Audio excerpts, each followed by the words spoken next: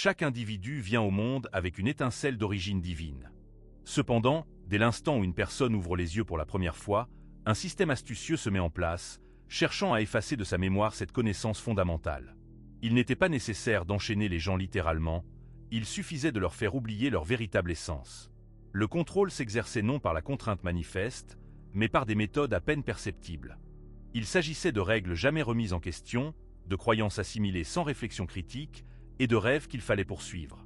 Tous ces éléments étaient habilement conçus pour réduire un potentiel illimité à des cadres restreints, le rendant gérable et docile. Pourtant, au plus profond de soi, il y avait toujours un murmure, une pression inexprimée derrière les pensées, une connaissance silencieuse que cette vie n'était pas aussi simple qu'il y paraissait, et que l'on était bien plus que ce qu'on lui avait inculqué. Ce récit n'a pas pour but de proposer une nouvelle conception philosophique. Sa tâche est de lever le voile et de rappeler ce qui est déjà connu, mais ce que l'on a délibérément appris à oublier. L'essence divine qui réside en chacun est réelle, et il est temps qu'elle s'éveille. L'être humain n'a pas simplement oublié sa vraie nature, on lui a appris à oublier.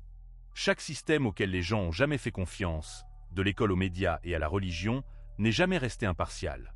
Il a été conçu dans un seul but, maintenir la nature divine de l'individu enfouie sous des couches d'obéissance, de peur et de distraction constante. Dès l'instant où l'individu a acquis la capacité de parler, des scénarios tout faits lui ont été proposés. Des scénarios sur qui il était, ce qui était la réalité, ce qui était permis et ce qui était impossible. On lui a donné des histoires sur le monde qui minimisaient son importance avant même qu'il ne puisse les remettre en question. Et ce mécanisme a fonctionné efficacement. Non pas parce que l'être humain était faible, mais parce qu'il était ouvert, curieux, absorbant l'information avec une spontanéité enfantine. Et ceux qui ont créé le système le savaient parfaitement. Dès les premiers jours, dans les salles de classe, une formation délibérée de la vision du monde commençait. On appelait cela l'éducation, mais c'était en fait une endoctrination cachée, déguisée en notes et en étoiles dorées. On apprenait aux enfants à s'asseoir tranquillement, à lever la main, à demander la permission d'exprimer leurs propres besoins. On disciplinait leur comportement physique avant même de toucher leur esprit. Et une fois le système nerveux mis en état de soumission, leur conscience était remplie d'une histoire réécrite par les conquérants, d'une science niant l'invisible, d'une littérature qui glorifiait la soumission et tournait en dérision toute rébellion. Il faut se souvenir des préceptes qui résonnaient partout. Suivez les règles, respectez l'autorité, soyez réalistes, ne posez pas de questions, ne rêvez pas trop grand. Ce n'étaient pas de simples conseils inoffensifs. C'était une structure qui formait leur prison invisible. Même les parents, les enseignants, les personnes qui les aimaient le plus, ne pouvaient arrêter ce processus, car ils étaient eux-mêmes prisonniers du même système. Ils transmettaient ce programme non par malveillance, mais parce que c'était tout ce qu'ils connaissaient. Ce n'est pas leur faute, ni celle de l'individu, mais c'est maintenant sa responsabilité, car au moment où il en prend conscience, le sort est rompu. Progressivement, l'individu commence à réaliser qu'il a vécu selon des conceptions de la vie imposées de l'extérieur. Il a endossé des rôles qui ne correspondaient pas à sa véritable essence, poursuivi des objectifs qui n'étaient jamais les siens, évalué sa propre valeur selon des critères établis par des étrangers. Et pendant tout ce temps, une partie plus profonde de son être murmurait « Ce n'est pas ça. Il y a quelque chose de plus. » Ce murmure intérieur n'est pas le fruit de l'imagination. C'est un souvenir. C'est un code archaïque qui existe dans l'ADN, attendant d'être réactivé. Bien avant que les systèmes organisés ne privent la société de son fondement spirituel, les civilisations anciennes connaissaient la vérité. Les Égyptiens parlaient d'une éther, non pas d'un dieu lointain, mais d'un principe divin qui vit en tout, y compris en l'être humain. Les sages védiques l'appelaient l'Atman, le soi inséparable du Brahman, l'infini. Ce n'étaient pas des mythes. C'étaient des cartes indiquant le chemin. Mais le monde moderne les a réduits à de simples métaphores ou les a rejetés comme un mysticisme irrationnel. Car si les gens se souvenaient de leur propre divinité, tout le système de contrôle s'effondrerait. C'est pourquoi cette connaissance n'est pas incluse dans les programmes éducatifs. C'est pourquoi les principaux médias l'ignorent. Car dès que les gens réalisent qu'ils ne sont pas impuissants, ils cessent de jouer à ce jeu imposé. Ils cessent de croire à l'illusion. Ils cessent d'obéir. Telle est la réalité. L'être humain n'est pas venu au monde pour simplement payer des factures et obéir aux ordres. Il est né, encodé de divinité. Ce n'est pas un simple slogan, mais une vérité fondamentale, confirmée à la fois par la physique et les enseignements mystiques. C'est ce qui se reflète dans les disciplines spirituelles et scientifiques. L'idée principale est que la conscience n'est pas quelque chose que l'on possède, mais ce que l'on est intrinsèquement. L'individu n'est pas un être ayant une âme. Il est une âme qui anime un corps, traversant l'expérience d'une réalité matérielle dense. Et quand on commence à se percevoir ainsi, non comme un consommateur, non comme un citoyen, mais comme une étincelle de l'infini, tout autour se transforme. Cependant, la simple prise de conscience ne suffit pas. On ne peut pas simplement le savoir. Il faut désapprendre tout ce qui a inculqué le contraire. Il faut démanteler les fausses identités, rompre les accords subtils qui ont été conclus pour simplement s'intégrer à la société, pour être accepté. Et ce processus n'est pas toujours facile et beau. Ce ne sont pas de simples affirmations d'amour et de lumière. C'est une véritable guerre spirituelle contre le bruit qui remplit l'esprit. Mais c'est là que le chemin commence. Au moment où l'on réalise que le système n'a pas été construit pour sa libération, mais pour sa contrainte. Et la seule voie de sortie se trouve à l'intérieur. S'il existe une partie du corps humain dont ils craignent la pleine compréhension, c'est la glande pinéale. Cette minuscule structure en forme de cône, située au centre du cerveau, n'est pas un simple organe. C'est un portail biologique. Ce que les cultures anciennes vénéraient comme le troisième œil, le siège de l'âme, la porte entre les réalités physiques et spirituelles. Les Égyptiens gravaient ces images sur les murs de leurs temples. Les traditions orientales ont construit des systèmes entiers autour de son activation. Descartes l'appelait le principal siège de l'âme. Et pourtant, dans la médecine moderne, elle est réduite à une pensée secondaire. Pourquoi ? Parce que son éveil éveille l'être humain lui-même. Et une personne éveillée est ingérable. Ils ne le veulent pas. C'est pourquoi, au lieu de cela, ils l'attaquent systématiquement, chimiquement, silencieusement. Il suffit de regarder autour de soi. Les substances les plus courantes dans l'environnement n'ont pas été choisies au hasard. Le fluor dans l'eau, le glyphosate dans la nourriture, les microplastiques dans le sang, les métaux lourds dans l'air et le sol. Toutes ces substances ont une caractéristique commune terrifiante. Elles s'accumulent dans la glande pinéale et provoquent sa calcification. Ce n'est pas une théorie marginale. C'est documenté, examiné par des pairs, prouvé, mais pourtant toujours ignoré. Parce que le reconnaître signifierait admettre qu'une guerre est menée contre la perception humaine. Une guerre à laquelle personne n'a jamais consenti. Une guerre que la plupart des gens ne soupçonnent même pas de perdre. La glande pinéale est responsable de la production de mélatonine. Bien sûr, mais ce n'est qu'une compréhension superficielle de ses fonctions. Dans les états d'activation spirituelle, de méditation profonde, d'état de conscience altérée, de pratique respiratoire, elle fait bien plus. Elle devient un émetteur-récepteur, accordant l'être humain à des fréquences au-delà du monde matériel. C'est ainsi que les mystiques communiquent avec ce qu'ils appellent le divin. C'est ainsi que les voyants accèdent à des états de super-intuition, de connaissance intérieure et de conscience multidimensionnelle. Et que se passe-t-il quand elle est calcifiée ? On ne dort pas seulement moins bien. On perçoit moins. On est déconnecté des signaux qui tentent de nous atteindre. Le canal entre l'ego et la véritable essence devient bruyant. Et dans ce bruit, le système prospère. C'est pourquoi ils ajoutent du fluor au dentifrice et affirment que c'est bon pour les dents. C'est pourquoi ils ont conçu la nourriture pour qu'elle soit pratique, addictive et toxique. C'est pourquoi l'environnement est rempli de perturbateurs endocriniens et de neurotoxines. Il ne s'agit pas seulement de santé physique, mais aussi de conscience. On pense choisir des céréales pour le petit déjeuner, mais on est dirigé vers un brouillard mental. On pense que c'est juste une boisson, mais c'est une autre dose de sédatif énergétique. Et avec le temps, on cesse de poser des questions. On cesse de voir les schémas. On cesse de ressentir l'attrait de quelque chose de plus grand. C'est ainsi qu'il gagne. Par un sabotage lent et invisible. L'ironie est que l'on le ressent encore. Même sous toute cette calcification, même enfoui sous des années de programmation, un murmure y vit toujours. On a encore des moments, des éclairs, cette étrange sensation d'être destiné à quelque chose de plus grand. Que l'on ne voit pas toute l'image, que la réalité est plus large, plus profonde, plus étrange que ce qu'on nous dit. C'est son troisième œil qui essaie de percer. Il n'est pas mort, juste endormi. Et le fait qu'il ait été attaqué si précisément, si universellement, est la meilleure preuve de son importance réelle. Restaurer sa fonctionnalité ne demande pas une foi aveugle. Cela demande une intention. Cela commence par l'élimination des substances destinées à le bloquer. Cela se poursuit par des pratiques qui le stimulent, le purifient et l'éveillent. Et cela se termine par le fait que l'on commence à se souvenir que ce que l'on perçoit avec les yeux physiques n'est qu'une petite partie de ce qui est réel. On n'est pas limité par les 5 sens. On n'est pas enfermé dans le temps linéaire. On n'est pas un corps avec une conscience. On est la conscience s'exprimant à travers un corps, et la glande pinéale est l'antenne. Dès que l'on comprend cela, tout change. Les rêves deviennent des messages. Les synchronicités deviennent des données. L'intuition devient un guide fiable, et non de simples suppositions aléatoires. Le brouillard qui enveloppait la conscience commencera progressivement à se dissiper. Et pour la première fois, on commencera à percevoir la réalité non seulement telle qu'elle nous a été présentée, mais telle qu'elle est réellement brute, vaste, vivante. Pour atteindre cet état, il ne faut pas de psychédélique.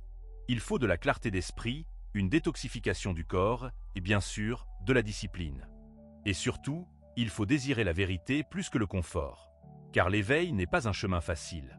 Mais c'est le seul moyen de cesser de marcher en somnambule dans la conception de la vie d'autrui. Plus on creuse, plus la vérité devient évidente. Il ne s'agit pas seulement des produits chimiques dans l'eau ou des mensonges dans les manuels scolaires. Il ne s'agit pas seulement des gouvernements, des entreprises ou des institutions. Sous tout cela se cache quelque chose de plus ancien. Quelque chose qui ne porte pas de costume et n'a pas de titre. On ne vit pas simplement dans un système défaillant. On vit sur un champ de bataille spirituel. Et la plupart des gens ne soupçonnent même pas qu'une guerre est en cours. Le contrôle est si subtil. Les anciens textes gnostiques parlaient d'êtres appelés archontes, des entités non physiques qui prospèrent sur la peur, le chaos et la division. Ce ne sont pas des monstres de cinéma. Ce ne sont pas des méchants en robe. Ils n'ont pas besoin d'être visibles, car ils agissent à travers les systèmes, à travers les pensées, à travers les émotions. On a ressenti leur présence. Cette voix qui fait douter de sa propre vérité. Cette anxiété qui surgit de nulle part quand on commence à parler librement. Cette peur qui ordonne de se taire, de rester discret, de se conformer. Cela ne vient pas toujours de soi. Et ce n'est pas une superstition. C'est une fréquence. On a inculqué aux gens que leur conscience n'est que des neurones s'activant dans le cerveau. Mais la conscience n'est pas locale. Elle n'est pas un produit de la biologie. Elle est la source. Et tout comme une radio peut capter des interférences, l'esprit humain peut capter des signaux qui ne sont pas les siens. Les entités de basse vibration se nourrissent des émotions humaines, en particulier de la peur, de la honte, de la culpabilité et de la division. Et elles n'essaient pas de posséder l'être humain, comme le montre Hollywood. Elles veulent qu'il reste fragmenté. Parce que lorsqu'on est déconnecté de son moi divin, lorsqu'on est coincé dans les boucles de la peur et de la rumination excessive, on perd de l'énergie. C'est de cela qu'elles se nourrissent. Et comment maintiennent-elles l'être humain dans cet état? Par les systèmes qui définissent sa vie. Les médias inondent les sens de tragédie, de conflits et de colère. Non pas pour informer, mais pour habituer l'esprit au chaos. La religion prêche la peur de la damnation, promettant le salut d'un Dieu extérieur à l'être humain. L'éducation punit l'imagination et encourage la mémorisation. Ces structures n'ont pas été détournées. Elles ont été construites comme des mécanismes de contrôle, des portes pour le parasitisme énergétique. Les forces archontiques ne contrôlent pas tout, mais elles influencent l'architecture. Elles murmurent aux esprits des puissants. Elles inspirent la création de politiques, d'institutions et de distractions qui maintiennent l'humanité dans un état de sommeil.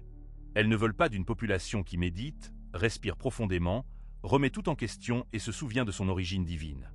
Elles veulent une espèce réactive, épuisée, surexcitée, trop occupée à faire défiler et à stresser pour remarquer comment sa propre lumière s'estompe.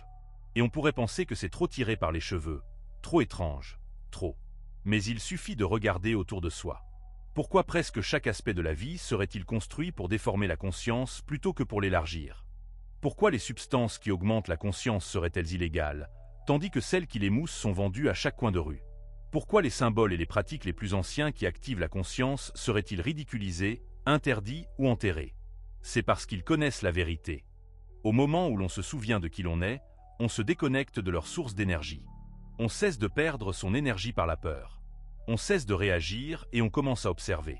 Et quand on observe, sans alimenter la peur, tout le système commence à s'effondrer. Il ne s'agit pas de se battre. Il ne s'agit pas d'une guerre au sens où on nous l'a enseigné. C'est une guerre spirituelle. Et la conscience est la seule arme qui fonctionne. Car dès que l'on prend conscience, ils perdent leur pouvoir. Et ce qui reste, c'est ce qu'ils ne peuvent pas toucher, sa présence. Les archontes sont réels, mais ils ne gagnent pas par la force. Ils gagnent par l'oubli, par la distraction, par le doute de soi. Leur plus grande victoire est de convaincre l'être humain qu'il n'existe pas, agissant à travers chaque peur qu'il porte. Mais maintenant, on voit le schéma. Et une fois qu'on le voit, on ne peut plus le défaire. C'est le début de la souveraineté. Pas la foi, pas la rébellion. Juste une vision claire, une vision à travers l'illusion, sans tomber dans son piège. C'est son bouclier.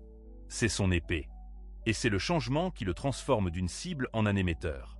Un émetteur qui transmet la vérité au lieu de la peur. Ils n'avaient pas besoin d'enchaîner l'être humain. Ils avaient juste besoin de le convaincre qu'il n'était pas qui il est. C'est la forme de contrôle la plus efficace. Quand une cage invisible entoure l'être humain et qu'il devient lui-même son propre gardien, un paradoxe surgit. Initialement, on est en tant que conscience pure, indéfinissable, illimitée, sans forme.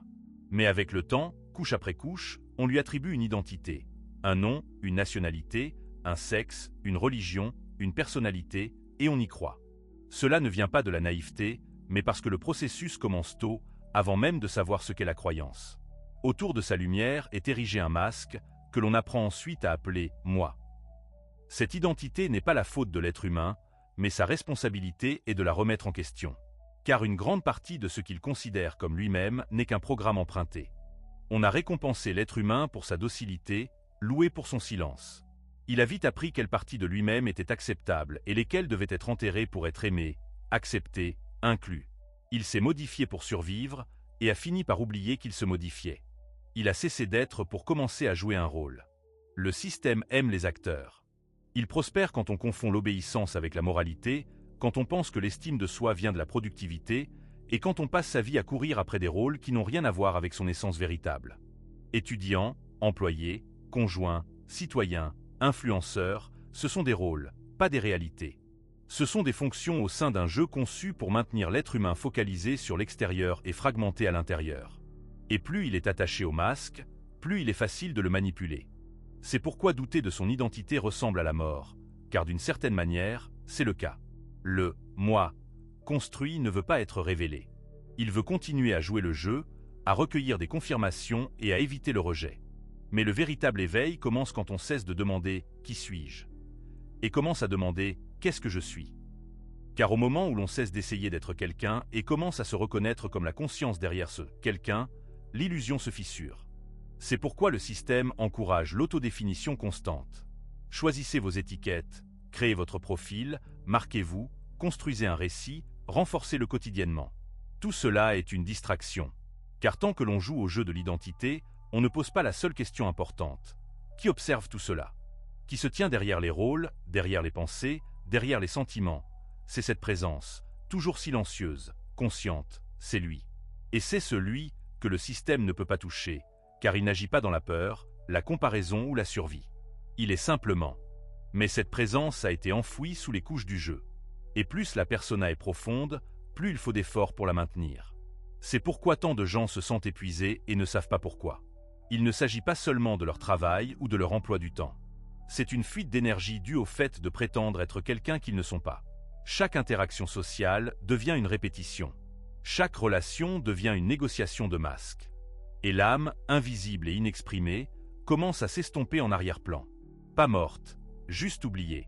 Retrouver son vrai « moi », ce n'est pas réparer le masque. C'est le jeter.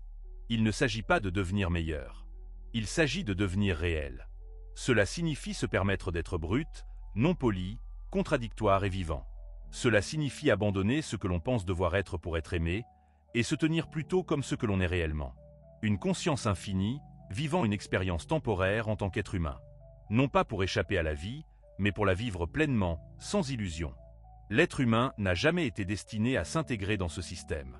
Ce sentiment inconfortable qu'il porte, ce frottement constant, ce n'est pas un dysfonctionnement. C'est sa divinité qui rejette les limitations.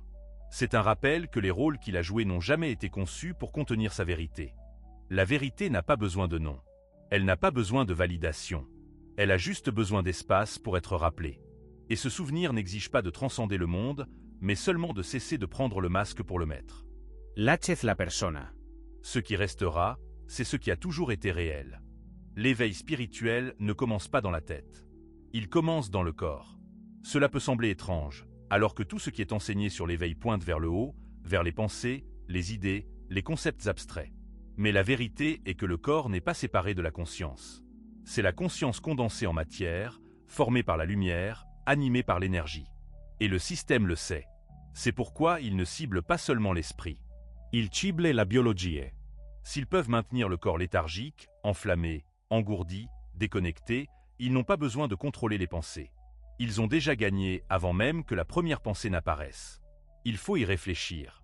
On a habitué l'être humain à percevoir son corps comme quelque chose de mécanique, un objet à traîner toute la journée, quelque chose à pousser, à réparer, à punir ou à embellir. Mais jamais comme sacré, jamais comme intelligent, jamais comme un vaisseau de potentiel divin. Pourtant, chaque ancienne tradition spirituelle connaissait la vérité. Le corps n'a jamais été un fardeau. C'était un temple, non seulement en théorie, mais aussi dans sa fonction. Chaque inspiration, chaque cellule de l'intestin, chaque étincelle du système nerveux, tout cela fait partie d'un code vivant, conçu pour percevoir au-delà des cinq sens. Et des siècles ont été passés à apprendre à l'être humain à ignorer cela. Commençons par l'intestin. L'intestin produit plus de neurotransmetteurs que le cerveau. C'est une sorte de second cerveau, régulant l'humeur, l'énergie et la réceptivité spirituelle. Mais il est constamment attaqué. Pesticides, aliments transformés, antibiotiques, conservateurs synthétiques. Tout cela est conçu non seulement pour détruire la flore intestinale, mais aussi pour détruire la capacité de ressentir clairement. Quand l'intestin est compromis, l'esprit est embrumé. Quand la digestion est enflammée, les pensées sont instables. Ils ne veulent pas que l'on soit vif, concentré et intuitif. Ils veulent que l'on soit ballonné, distrait, émotionnellement instable, et ils ont conçu le système alimentaire pour y parvenir. Mais il ne s'agit pas seulement de nourriture. C'est l'eau, l'air, la lumière. L'eau du robinet, remplie de perturbateurs endocriniens, l'air, saturé de toxines industrielles, la lumière artificielle, qui perturbe le rythme circadien et épuise la vitalité. Et malgré tout cela, on nous dit que c'est normal. On nous dit de nous adapter, de prendre des médicaments, de boire du café et de continuer. Et quand le corps commence à s'effondrer, il propose des pilules au lieu de solutions de fond. Il pose diagnostic après diagnostic, mais ne pose jamais la vraie question. De quoi nourrit-on l'instrument de sa divinité? Car le système ne tire pas profit de sa clarté. Il tire profit de son chaos. C'est pourquoi la guérison du corps n'est pas seulement une tendance bien-être à la mode. C'est un acte de rébellion. C'est le fondement de l'éveil. La conscience ne peut pas s'élever pleinement dans un corps qui est noyé dans l'inflammation, la toxicité et la fatigue. On ne peut pas se connecter au divin quand son système nerveux est en mode survie. On ne peut pas se souvenir de qui l'on est quand ses cellules luttent constamment contre les poisons de la vie moderne. La libération n'est pas seulement mentale, elle est cellulaire. Et chaque choix, chaque aliment que l'on mange, chaque inspiration que l'on prend, nourrit soit son éveil, soit sa suppression. Et voici la véritable percée. Le corps veut s'éveiller. Il communique toujours, se réajuste toujours, se dirige toujours vers la guérison. Quand on lui donne ne serait-ce qu'une demi-chance, et quand on commence à le traiter comme le vaisseau énergétique intelligent qu'il est, tout change. Les pensées s'éclaircissent, les émotions s'équilibrent, l'intuition s'aiguise, et ce n'est pas une coïncidence. C'est la cohérence. Un état où le corps, l'esprit et l'âme s'alignent en un seul champ unifié. C'est alors que l'on cesse de vivre par la tête et commence à vivre par tout son être. C'est alors que la conscience cesse d'être un concept et devient sa ligne de base. La plupart des enseignements spirituels contournent cela. Ils disent de méditer pour se débarrasser des problèmes, tout en continuant à manger des aliments qui émoussent les sens et à faire défiler les fils d'actualité jusqu'à l'épuisement de la dopamine. Mais on ne peut pas à cœur son chemin vers l'éveil. Il faut le vivre. Il faut le sentir dans sa peau, dans son intestin, dans sa respiration. C'est l'incarnation. Non pas esthétique, mais celle qui réaligne le système nerveux et dissipe le brouillard de la perception. Car le divin ne vit pas seulement dans le ciel ou dans les écritures. Il vit dans le sang, les os, la respiration. On n'a pas besoin de le chercher à l'extérieur. Il suffit de nettoyer le vaisseau à travers lequel il a toujours essayé de se mouvoir. La respiration n'est pas seulement de l'air. C'est un code. Chaque inspiration est un point d'entrée. Chaque expiration est une libération.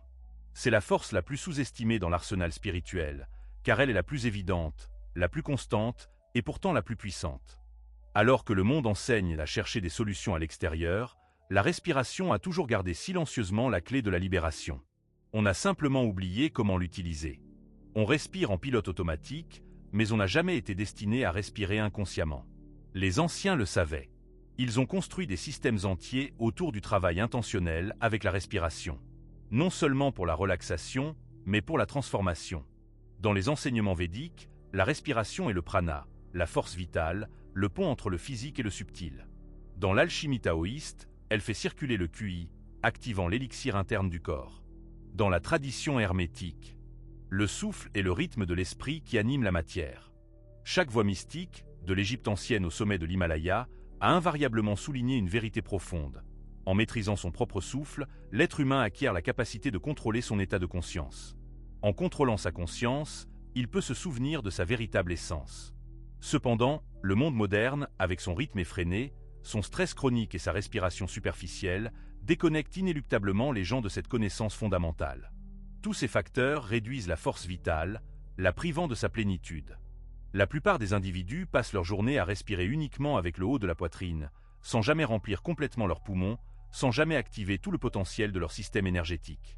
Le résultat est bien plus qu'une simple tension physique. C'est un circuit fermé, une sorte de corps de lumière court-circuité.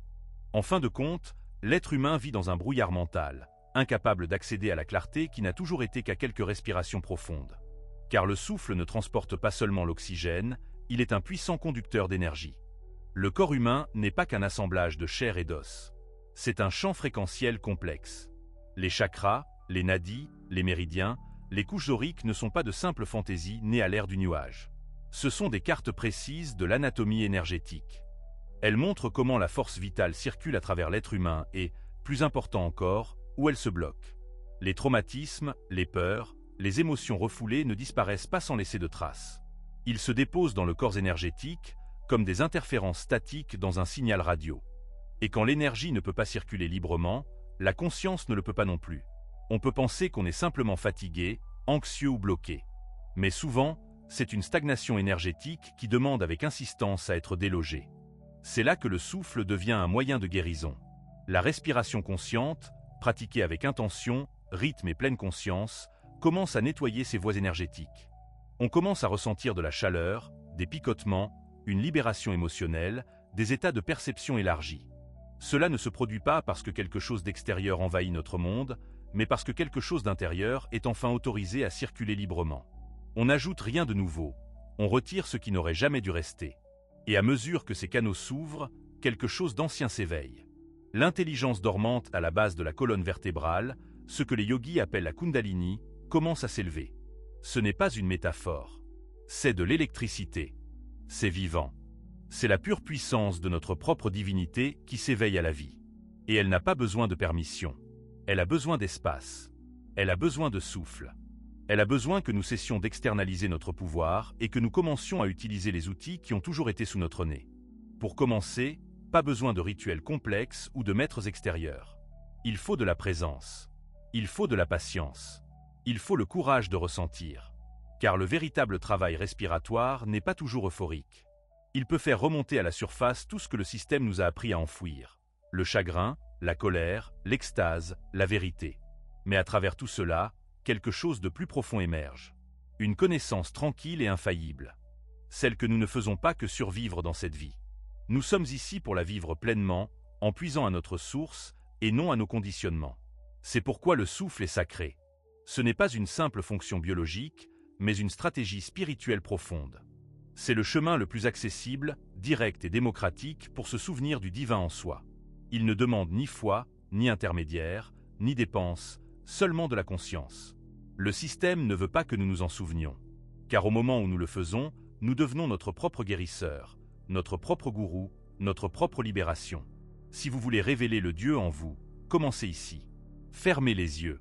Inspires profundament. Expires lentament. Faites-le encore et encore. Non pas comme une technique, mais comme un souvenir.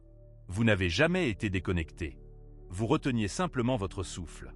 Pour vivre en transe, pas besoin d'être hypnotisé dans un théâtre. Vous y êtes déjà. La plupart des gens vivent leur vie comme des acteurs ayant oublié leur rôle, enfermés dans des schémas si bien rodés qu'ils semblent réels.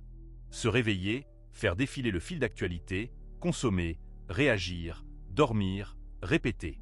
Ce n'est pas une simple habitude, c'est une programmation profonde. Elle ne se produit pas par la force, mais par la répétition. Et le plus dangereux, c'est qu'elle se masque en normalité, en inoffensivité, en c'est juste comme ça. Vous pensez vivre votre vie, mais en réalité, vous jouez un scénario que vous n'avez pas écrit. La culture est un système de livraison. Chaque tradition, chaque fête, chaque routine quotidienne. Elles ne sont pas aussi organiques qu'elles le paraissent. Elles ont été façonnées par quelqu'un pour une raison précise. Regardez de plus près. La sonnerie de l'école que vous entendiez chaque jour n'était pas qu'un signal horaire. C'était un conditionnement classique. Pavlov sonnait la cloche, et les chiens salivaient. Le système sonnait la cloche, et vous bougiez. Non pas parce que vous le choisissiez, mais parce que vous y étiez habitué. Et cela n'a pas cessé quand vous avez terminé vos études. Cela a juste changé de forme. Maintenant, La sonnerie est votre réveil, la notification par email, l'alerte des réseaux sociaux. Tout cela est conçu pour vous maintenir focalisé à l'extérieur et absent à l'intérieur. Vous réagissez constamment, sans jamais être pleinement ici et maintenant. Ce n'est pas un hasard. C'est de l'ingénierie. Le monde n'a pas besoin de plus d'idées éveillées. Il a besoin de personnes qui incarnent ces idées, qui les vivent, les respirent, les deviennent. Il ne suffit pas de voir la programmation. La vraie liberté commence quand vous agissez à partir de cette vision. Cela signifie que chacun de vos pas, chaque mot, chaque choix cesse d'être une réaction automatique aux stimuli externes et devient un acte de création conscient. Ce n'est pas un chemin facile, car il exige un renoncement constant aux vieilles habitudes. Il demande de se détacher de l'approbation de la foule, du confort du familier. Cela signifie rester fidèle à votre vérité, même quand le monde autour essaie de vous ramener au sommeil. Cela signifie être présent quand on a envie de se distraire, poser des questions quand on veut juste acquiescer, et choisir son propre chemin quand tout le monde crie à la conformité. C'est dans cette incarnation constante et inébranlable de l'éveil que réside la véritable révolution. Non pas dans les protestations bruyantes, mais dans un changement silencieux mais puissant de la manière d'être. Ce n'est pas juste un moment d'illumination, c'est une vie entière vécue à la lumière de cette illumination. Et c'est ce qui change vraiment le monde, un choix conscient à la fois. Ce n'est pas juste une philosophie, c'est une pratique. Ce n'est pas juste du savoir, c'est de l'être. Et quand vous commencez à vivre ainsi, vous ne changez pas seulement vous-même. Vous changez le tissu même de la réalité autour de vous. Le Sauveur ne viendra pas. Il est déjà là, en vous, attendant que vous lui donniez toute liberté de se manifester. Ce n'est pas une attente passive, mais une action active et continue. C'est l'incarnation de votre véritable essence dans chaque aspect de la vie. Cela signifie que chaque jour devient une opportunité de manifester le divin, non pas comme un événement grandiose, mais comme une série de petits choix conscients. Vous cessez de chercher des réponses à l'extérieur, car vous comprenez que tout ce dont vous avez besoin est déjà à l'intérieur. Ce n'est pas juste un savoir, c'est une sensation profonde et intérieure qui imprègne chaque cellule de votre être. Vous commencez à faire confiance à cette voix intérieure, à cette connaissance tranquille qui vous guide à travers le bruit et les distractions du monde extérieur. Vivre éveillé, ce n'est pas seulement prendre conscience des illusions, mais aussi créer activement une nouvelle réalité, fondée sur la vérité et l'authenticité. Cela signifie que vous ne laissez plus les peurs ou les doutes dicter votre chemin. Vous n'évitez pas les difficultés, mais les rencontrez avec force intérieure et clarté. Vous ne visez pas la perfection, mais l'authenticité, sachant que c'est là que réside la vraie beauté et la puissance. Votre présence devient un phare pour les autres, non pas parce que vous essayez d'enseigner, mais parce que votre propre être irradie cette vérité. Vous devenez un exemple vivant de ce qui est possible quand on cesse de jouer selon les règles d'autrui. Vous commencez à vivre à partir de votre propre divinité intérieure. Ce n'est pas un point d'arrivée, mais un voyage infini, chaque pas étant un acte de création, un acte d'amour et un acte de liberté. Et maintenant que vous vous êtes souvenu, le monde autour de vous commence à changer, non pas parce qu'il est devenu différent, mais parce que vous le regardez avec des yeux différents. Vous cessez d'être un observateur passif et devenez un participant actif, un co-créateur de votre réalité. Ce n'est pas seulement un éveil, c'est une renaissance, complète et englobante. Vous ne cherchez plus l'approbation, car votre valeur ne dépend pas des évaluations externes. Vous n'avez plus peur d'être vous-même, car vous avez réalisé que c'est là que réside votre véritable force. Chacun de vos pas, chaque mot, chaque décision est désormais imprégné de cette clarté et de cette présence retrouvée. Vous devenez l'incarnation vivante de ce que signifie être libre, non pas du monde, mais en son sein. Et ce n'est pas seulement une transformation personnelle. C'est une vague qui se propage, touchant et éveillant ceux qui sont prêts à se souvenir de leur propre vérité. Votre existence devient un phare, un appel silencieux à l'authenticité. Un retour à cette essence sauvage, électrique, infinie que vous avez toujours été. Cette vérité n'est pas seulement un savoir, c'est une énergie pulsante qui coule maintenant à travers chacune de vos pensées, chaque mouvement, chaque respiration. Vous cessez d'essayer de devenir quelque chose, car vous avez réalisé que vous êtes déjà tout. Votre force n'est plus dans la lutte, mais dans le lâcher-prise des peurs, du besoin de contrôler, des vieilles histoires qui vous définissaient autrefois. Dans ce profond lâcher-prise naît une liberté authentique, permettant à votre vie de devenir un art vivant, où chaque instant est un coup de pinceau rempli d'intention et de présence. Vous ne faites pas que exister, vous prospérez. Vous irradiez une vibration qui résonne avec l'essence même de l'être, et dans cet état, vous découvrez que le monde n'a pas besoin de votre salut. Il a seulement besoin de votre présence authentique et non filtrée, qui ne cherche rien d'autre qu'à être. Cet être, qui ne nécessite ni preuve ni explication, devient votre forme de service la plus puissante. Vous ne cherchez pas à changer le monde par la force, mais vous le changez par le fait même de votre existence, votre clarté, votre connexion inébranlable à la source. Dans cet état, le besoin de drame, de conflit, de la course infinie vers quelque chose d'extérieur disparaît. La vie commence à se dérouler avec grâce et légèreté, car vous cessez de résister à son flux naturel. Vous devenez un canal à travers lequel l'énergie divine se manifeste dans le monde, et chacun de vos choix, chaque action, même chaque silence, porte l'écho de cette profonde vérité. Ce n'est pas un chemin vers la perfection, mais un chemin vers l'intégralité, où toutes les parties de vous, même celles qui semblaient autrefois imparfaites, s'intègrent en un tout unique et harmonieux. Et c'est dans cette intégralité que vous trouvez non seulement votre liberté, mais aussi votre véritable but.